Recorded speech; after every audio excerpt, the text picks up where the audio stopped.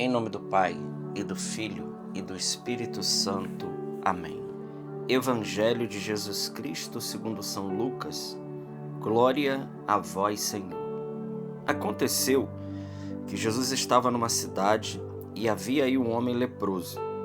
Vendo Jesus, o homem caiu a seus pés e pediu: Senhor, se queres, tu tens o poder de me purificar. Jesus estendeu a mão, tocou nele e disse: Eu quero, fica purificado. E imediatamente a lepra o deixou. E Jesus recomendou-lhes: Não digas nada a ninguém, vai mostrar-te ao sacerdote e oferece pela purificação prescrito por Moisés como prova da tua cura.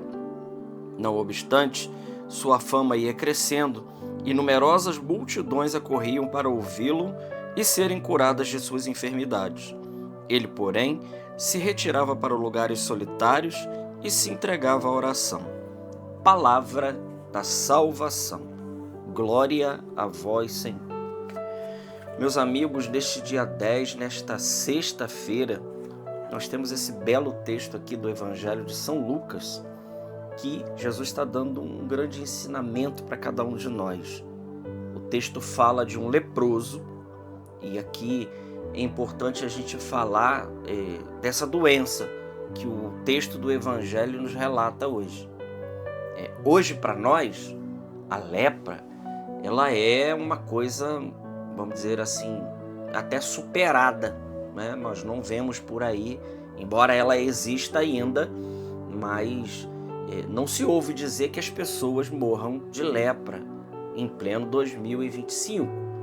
Só que na época de Jesus, a lepra era uma sentença de morte.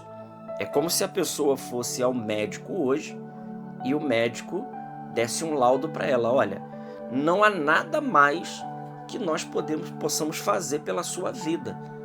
Então é só você agora esperar a morte. E outra coisa, na época de Jesus, porque não tinha medicina e nada mais, as pessoas com lepra, elas morriam de um modo muito ruim, porque elas iam morrendo aos poucos.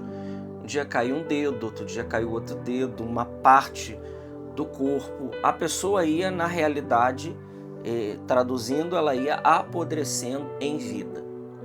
E sem contar, né, além de todo esse mal físico, sem contar o mal moral. Porque o leproso da época de Jesus, pela lepra ser uma doença contagiosa e ela ser basicamente uma sentença de morte para aquele que estava com aquela doença, então os leprosos, eles não podiam conviver com as outras pessoas. Existiam colônias de leprosos, a própria Betânia mesmo, onde morava Maria, Marta e Lázaro, era uma terra de leprosos. O texto do Evangelho de São Marcos fala que Jesus foi na casa de um tal Simão leproso, lá em Betânia, jantar na casa desse homem. Então, eles ficavam à margem da sociedade. E, além de todo o mal físico, havia o mal moral e mais, havia uma pobreza absoluta e uma vida mesmo de mendicância, porque já que a pessoa não podia ter contato com ninguém, ela também não podia trabalhar, ela não podia ter seu sustento, ninguém daria emprego para um leproso. Então era uma vida assim, muito ruim, né? Uma sentença que a pessoa recebia quando recebia a notícia da lepra, e basicamente era para morrer. Esse leproso, ele contradizendo tudo aquilo que a lei dizia, porque a lei dizia que um leproso, ele não podia chegar perto de ninguém, ele tinha que gritar de longe: impuro, impuro, impuro. Esse leproso, ele simplesmente, ele rompendo a estrutura daquilo que tinha sido colocado, ele vai até Jesus, ele cai aos pés de Jesus, e esse leproso, ele diz uma frase maravilhosa: Senhor, se tu queres, tu podes me curar. E aqui eu gostaria de trazer hoje, ajudado por esse texto bíblico, meus irmãos, a grande realidade, aquilo que Nossa Senhora disse para Lúcia, lá em Fátima, a respeito do mistério da cura de Deus. Uma coisa precisa ficar muito claro para cada um de nós, né? Que Deus, ele pode curar qualquer doença física que exista na face da terra. Qualquer uma. O leproso diz para Jesus: Senhor, se tu queres, tu podes curar-me. Somente que alguns ficarão curados e outros não ficarão curados. Essa é aquilo que Nossa Senhora disse para Lúcia quando ela perguntou: fulano vai se salvar? Vai, mas tem que rezar muitos textos. Fulano vai se salvar? Vai. Esse aqui vai se curar? Uns vão, outros não vão. E Nossa Senhora, lá em Fátima, não explica o porquê. E também o Evangelho, a Sagrada Escritura, não nos explica. Então, é um mistério daqueles que vão se curar fisicamente e outros não vão se curar fisicamente. Agora, algo precisa ficar no nosso coração desse ensinamento, desse Evangelho. Porque também nós podemos, olhando para isso, nos entristecer, né, e dizer assim: não, se uns vão ficar curados fisicamente e outros não, então não vale a pena pedir. Ao contrário, por vezes, né, porque essa parte de quem não fica é mistério de Deus, mas que uma coisa é certa: quando nós recorremos a Deus, sempre Ele irá nos curar espiritualmente. Ele irá curar a nossa alma, sempre. Nem sempre o físico, mas nos curar enquanto pessoas, sempre. E aqui está a cura mais importante. A cura mais importante é a cura do coração, sem dúvida alguma, né? Agora, voltando ao que eu estava falando, isso não nos impede de pedir. Por quê? Porque talvez a gente poderia dizer assim: nossa, mas Deus não sabe que uma pessoa está enferma, está precisando de cura? Será que Ele não sabe? É evidente que Ele sabe. Diz o texto da Bíblia que antes que a palavra chegue na nossa boca, Deus já conhece ela. Deus já sabe de todas as coisas. Ora, se Deus já sabe, então aquilo que a gente precisa pedir, se Deus já sabe que um doente precisa ficar curado, por quê? Nós precisamos rezar e pedir, se aquilo ali Deus já sabe. Quem nos responde isso é Santo Tomás de Aquino. Santo Tomás de Aquino diz que Deus, ele determinou a nos dar certas coisas somente pela oração. Sim, então isso significa dizer algo muito importante. Significa dizer que, por vezes, quando aparecem as enfermidades, Deus quererá curar aquela enfermidade. É evidente que o meio ordinário por onde Deus quer curar qualquer enfermidade física é o médico e o remédio. Isso aqui não tem... isso é bíblico, inclusive.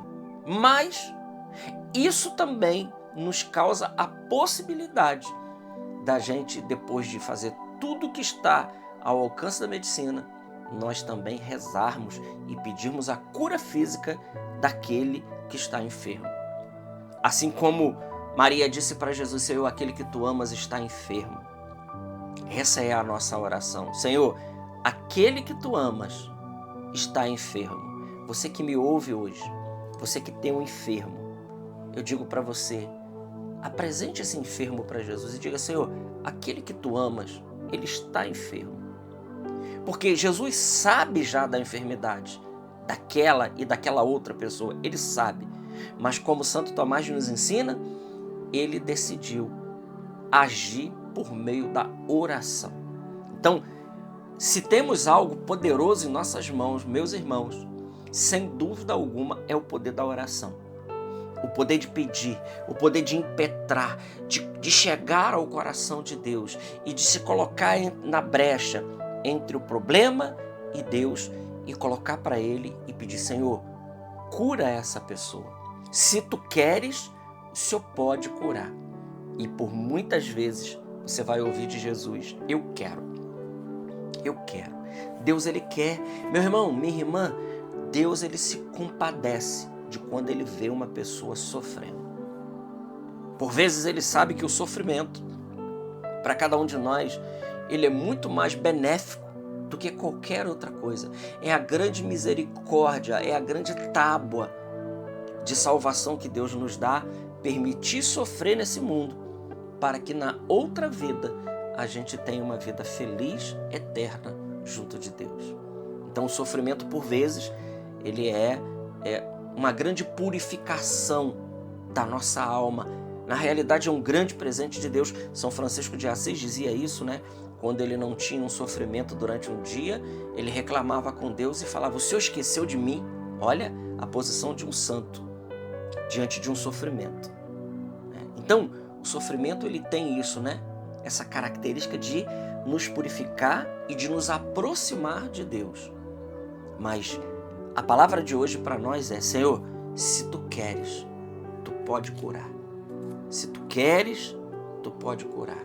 Tu pode curar todas aquelas pessoas que nos pediram oração nessa semana, aqueles que sofreram acidente, aqueles que estão acamados, aqueles que estão no hospital, aqueles que estão com um diagnóstico de desenganado pelo médico. Nada disso tem a última palavra. A última palavra é de Jesus.